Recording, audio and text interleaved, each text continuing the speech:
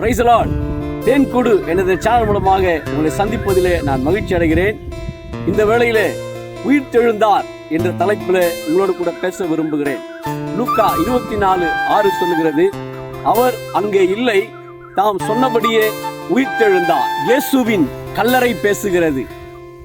எனக்குள் இறந்து வந்தவர்களில் எல்லாரும் மண்ணோடு மறைந்து கரைந்து போய்விட்டார்கள். இதுவரை இறந்து வந்தவர்களிலே என்னை திறந்து வெளியே வந்தவர் ஒருவர் மட்டும்தான். அவர்தான் இயேசு கிறிஸ்து.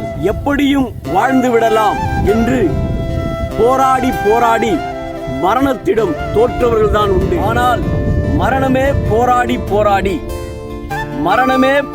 போராடி ஜெயிக்க முடியாமல் தோற்றது இயேசுவிடம் மட்டும்தான் உண்டு. என் இயேசுவிடம் மட்டும்தான் உண்டு. மரணத்துக்கே முடிவு தந்தவர் நிச்சயம் உங்கள் மனக்கவலைக்கு முடிவு தருவார்.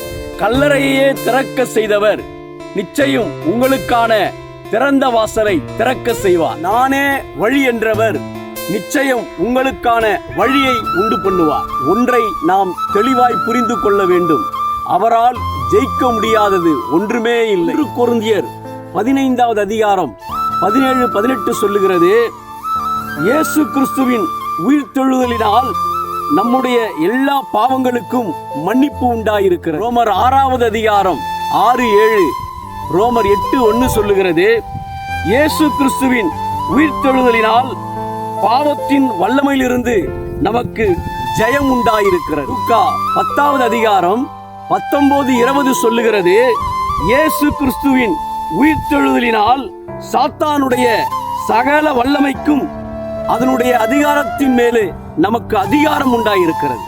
இயேசு கிறிஸ்து நமக்காய் பிறந்தார், சிலுவையை சுமந்தார், சிலுவையில் உயிரை கொடுத்தார், நமக்காய் உயிரோடு கூட எழுந்தார்.